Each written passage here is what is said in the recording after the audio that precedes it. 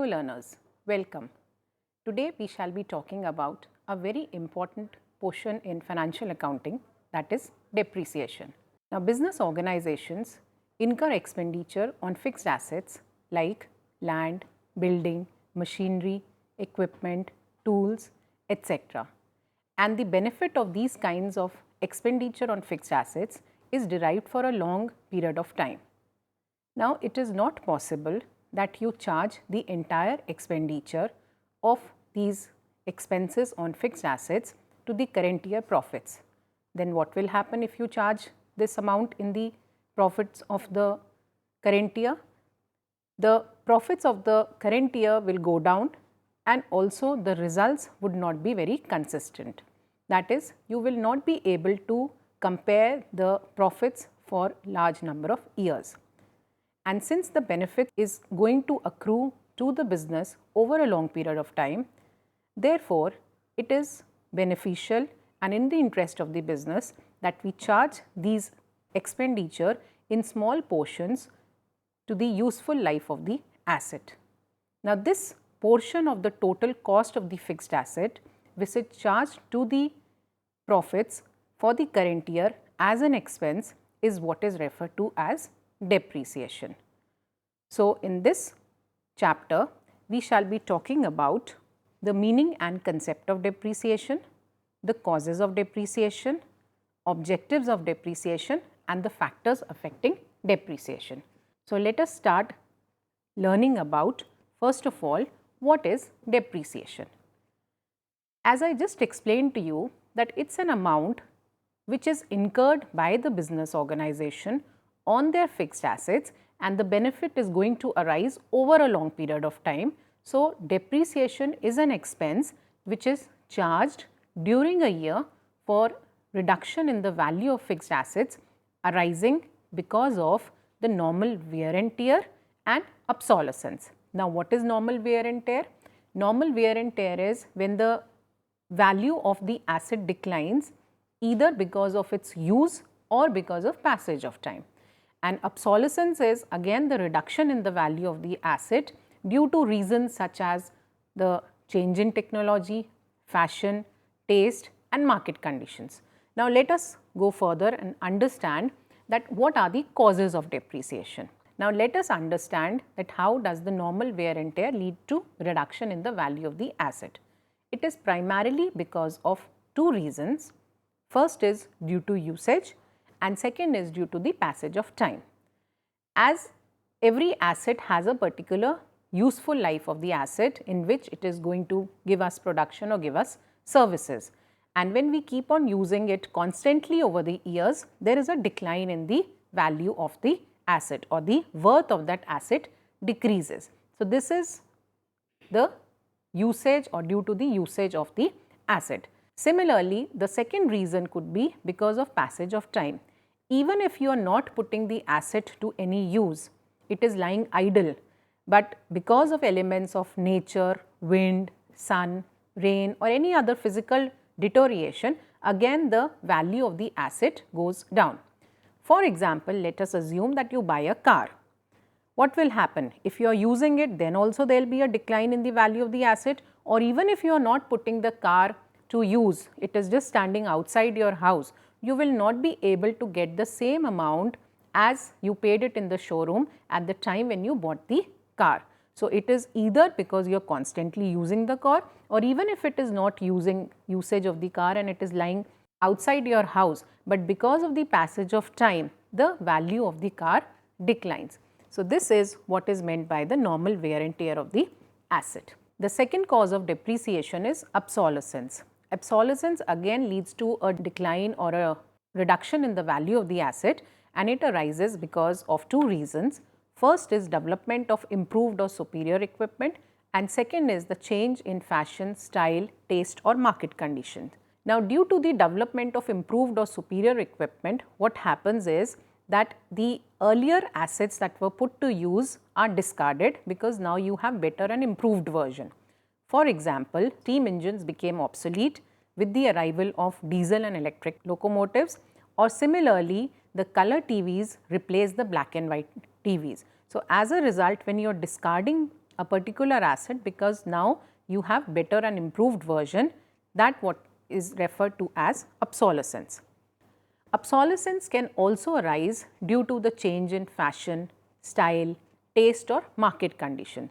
So, again it results in a decline in the demand of certain goods and services because of the changes in any of these. It could be because of change in fashion or style or customer preferences, taste and the market conditions, like what we have it for our change in clothing, the housing or other lifestyle items. So, as a result they are discarded and we start using better versions. Now, we proceed further and understand that what are the objectives or aims of depreciation. Why is it an important and a relevant concept in financial accounting? Now, depreciation has a very important impact in terms of depicting or showing the business true financial position. So, from the point of view of business, it is very essential that you are able to portray the true financial position, which is the prime motive of any business, to display the accounting records and to display the balance sheet truly and correctly. Second objective or aim which depreciation tries to fulfill is to retain funds in the business for replacement of the new assets. Now, let us again discuss and learn in detail what is meant by the true financial position of the business. Now, these fixed assets have an effective working life, and what is depreciation? It is a gradual decline or loss in the value of the asset. Now, if depreciation is not provided, then what will happen? That the profit and loss account that discloses the profits for the business through your profit and loss account will not reveal the true profits made during the accounting year. So, you are using the assets, deriving the benefits, but you are not charging them as an expense. So, as a result, the profits that you are displaying in your profit and loss account will not give you the true and the final state of affairs. Similarly, when you make use of the assets, the value of the assets over the year it has to go down. And again, if it is not charged to the balance sheet under the respective fixed assets appearing in the balance sheet, the value would be overvalued for fixed assets. So, again it will not give you the true financial status of the business in terms of the fixed assets displayed in the business. So, that is why it is very essential and an important component for the business to provide for depreciation every year and charge it as an expense in your books of accounts. The second most important objective which depreciation provides for the business is for the purpose of replacement of asset. Now, as we have just learned that depreciation is an expense which is to be charged on the asset, and this amount of expense is not paid to any third party or to an outsider. What you are doing is that from your total profits earned every year, you are keeping aside a part of your profit in the profit and loss account as accumulated depreciation funds or accumulated depreciation reserves, and year after year this becomes a huge amount. Now, since these assets have a certain useful life, and after that once their productivity goes down, you need to replace them with better and improved versions. So, if you have accumulated funds, you can replace the worn out assets with the new one without much investments and without bothering that particular current year. So, that is why it is a very important item for the profit and loss account, because it helps the business to retain funds and to accumulate these funds which can be used whenever the asset wants to be replaced without burdening the profit for the current year. Now, after learning the objectives of the depreciation, the next that we proceed further is understanding the factors affecting the amount of depreciation. As we have been discussing that depreciation is a kind of an expense which needs to be charged to your profit and loss account. Now, this amount of depreciation is being affected by certain factors. So, now we shall learn about what are the factors which are to be taken into consideration while calculating the amount of depreciation. Now, these factors can be identified as cost of the asset, the useful life of the asset, scrap value and depreciable value of the asset. So, let us learn one by one what is meant by these different factors which needs to be accounted and taken into consideration when you calculate the amount of depreciation to be charged to your profit and loss account. Now, the first factor is the cost of the asset. Cost of the asset means the purchase price, the actual price which the business is incurring to acquire or to procure that particular fixed asset. But apart from the purchase price or the procurement price or the price of acquiring the asset, it also includes all the other expenses which are incurred for bringing that asset to use.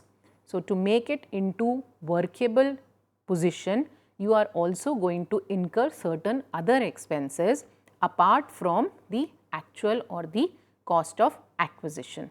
This can include the transportation cost or the installation cost. So, these costs would also be added when you compute your cost of asset. So, cost of asset will means the actual purchase price of the asset, the transportation cost or loading, sometimes if it requires the loading of the asset to your factory premises or to your production area. So, the cost of that loading that you are incurring, as well as if you are incurring any amount on putting it into use or making it workable in terms of the installation amount, that would also be a part of the cost of the asset for the business. Second factor to be considered is the useful life of the asset. Now, every asset which the business acquires has a certain useful life. What is useful life? The expected number of years for which the asset can be put to use. Whenever you buy an asset, it has a certain useful life. So, that useful life is what is an important consideration when you calculate the amount of depreciation, and it is an estimated amount. Third factor is the scrap value. Scrap value is the residual value.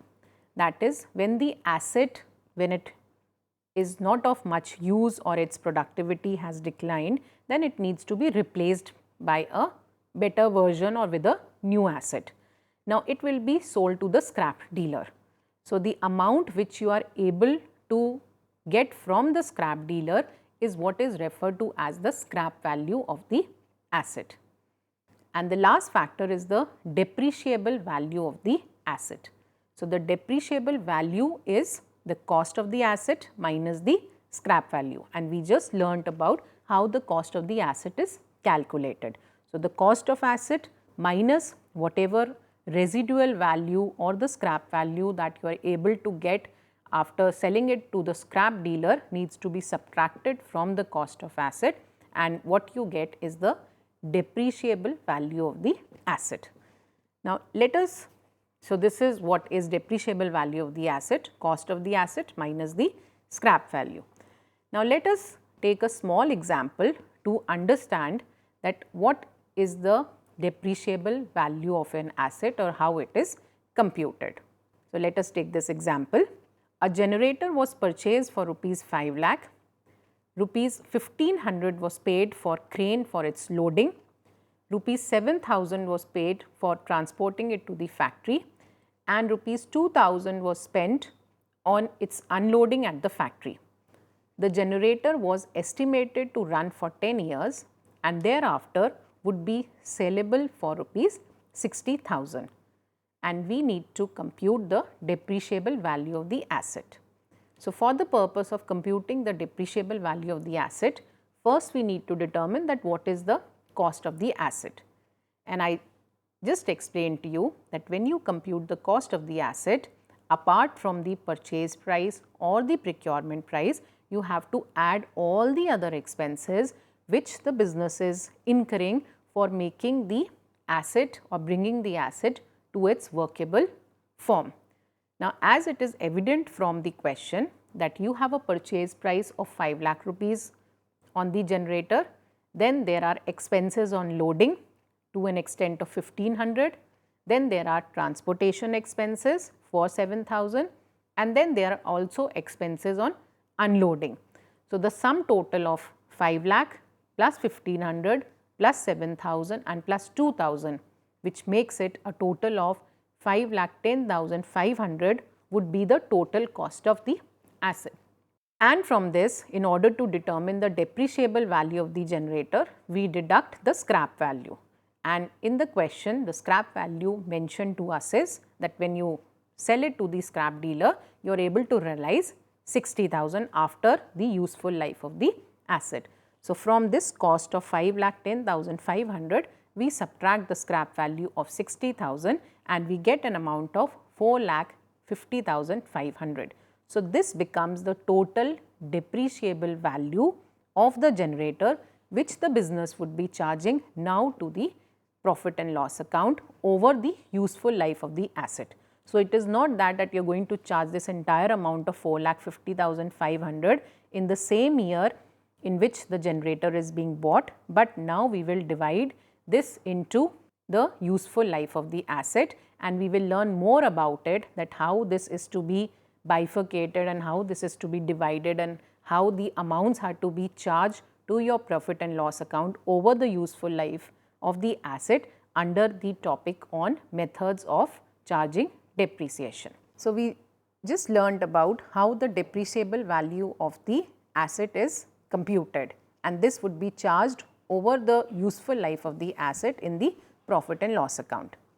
Now, what we have learnt up till now is related to the theoretical aspects of depreciation, that was understanding the meaning and the concept of depreciation, what are the causes of depreciation, with what objectives and aims depreciation is charged to our financial books of accounts, and then we also learnt about the factors affecting depreciation and the calculation of the depreciable value of the asset.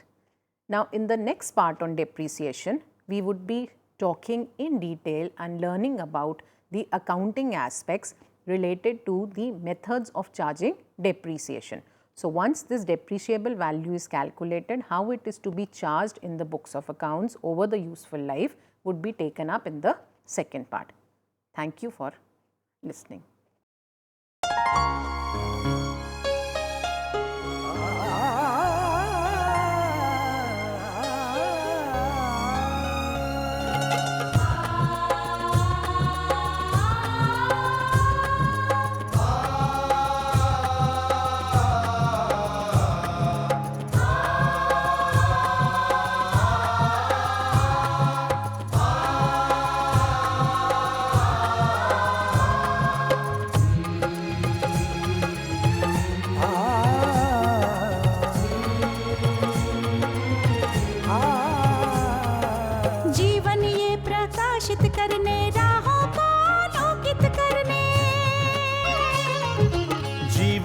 प्रकाशित करने राहों को आलोकित करने हम अपना दीपक स्वयं बने, हम अपना रास्ता स्वयं चुने, हम अपना दीपक स्वयं बने, हम अपना रास्ता स्वयं चुने।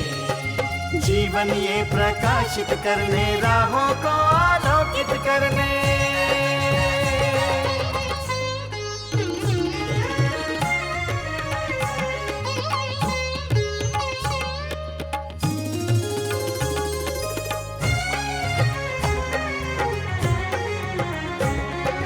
धन साधन समय की सीमा से विद्यालय जो मुक्त हो, धन साधन समय की सीमा से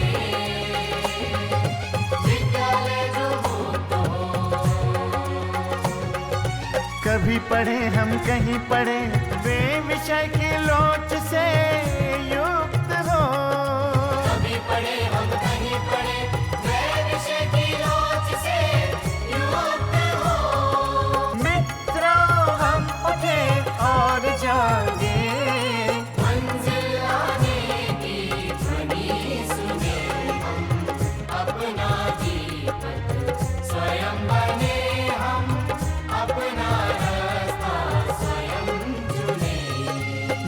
ज्ञान ये प्रकाशित करने, राहों को आलोकित करने।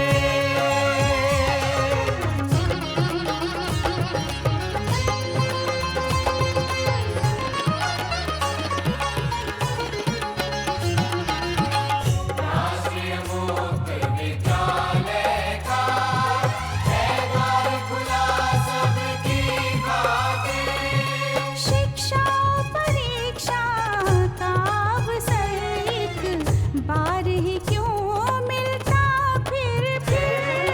शिक्षा और परीक्षा का अवसर एक बार ही क्यों मिलता फिर। दुनिया में इसके केंद्र बहुत, कोई मन चाहा केंद्र चुने, हम अपना दीपक स्वयं बने, हम अपना रास्ता स्वयं चुने। कोई मन चाहा केंद्र चुने, स्वयं बने, हम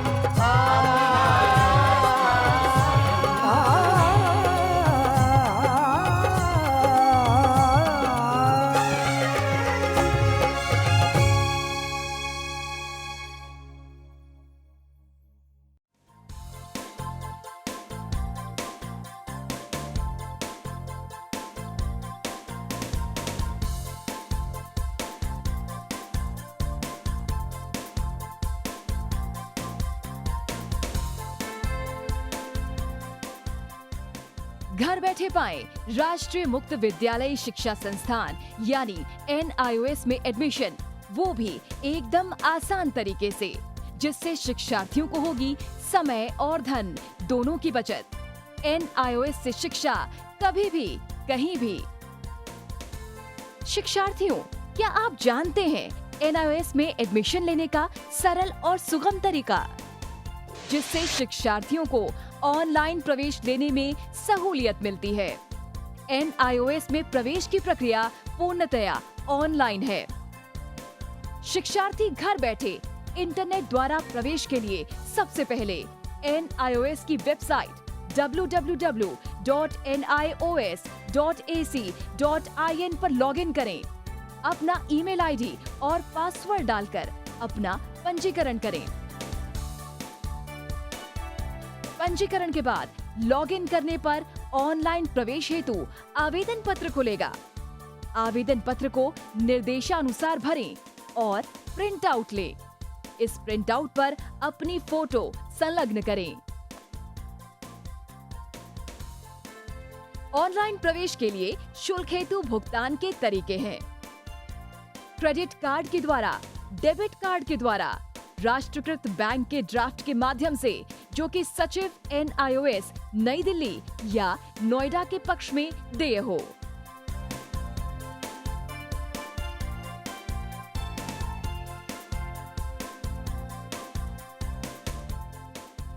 भरे हुए आवेदन पत्र के साथ साथ डिमांड ड्राफ्ट और संलग्न किए जाने वाले दस्तावेज हैं: जन्म रजिस्ट्रार के जिला कार्यालय से जारी जन्म प्रमाण पत्र की सत्यापित प्रति, जिसमें जन्म तिथि अंकित हो, पिछले विद्यालय से प्राप्त विद्यालय छोड़ने का प्रमाण पत्र, जिसमें आवेदक की जन्म तिथि लिखी हो।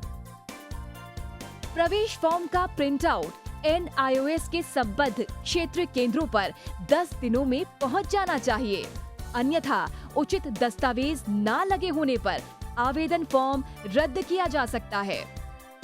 प्रवेश प्रक्रिया की पुष्टि होने के बाद शिक्षार्थियों को परिचय पत्र व अध्ययन सामग्री डाक द्वारा तुरंत पहुंचाई जाती है। ऑनलाइन प्रवेश एक बहुत ही सुगम और सुविधाजनक प्रवेश प्रणाली है। Online on time for safe and secure admission.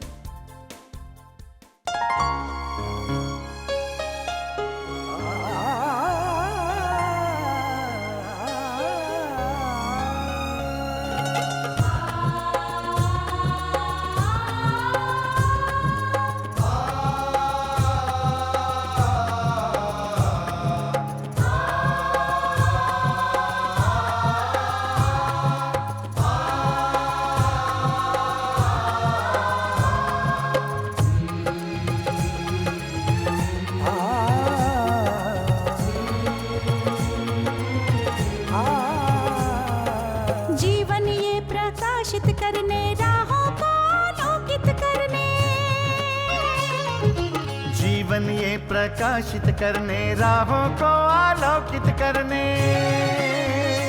हम अपना दीपक स्वयं बने, हम अपना रास्ता स्वयं चुने।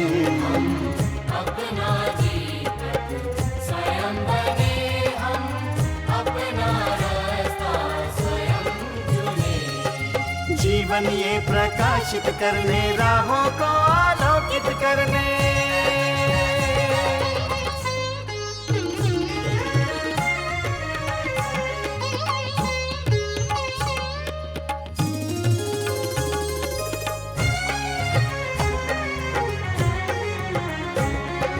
धन साधन समय की सीमा से विद्यालय जो मुक्त हो, धन साधन समय की सीमा से विद्यालय जो मुक्त हो। कभी पढ़े हम कहीं पढ़े, वे विषय की लोच से युक्त हो। कभी पढ़े हम कहीं पढ़े, वे विषय की लोच से युक्त हो। मित्रों हम उठे और जागे, मंजिल आने की ध्वनि सुने। हम अपना दीपक स्वयं बने, हम अपना रास्ता स्वयं चुने। जीवन ये प्रकाशित करने, राहों को आलोकित करने।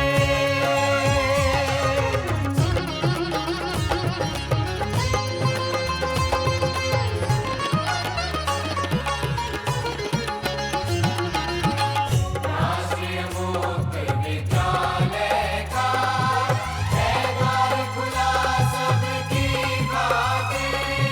शिक्षा परीक्षा का अवसर एक बार ही क्यों मिलता फिर। शिक्षा और परीक्षा का अवसर एक बार ही क्यों मिलता फिर।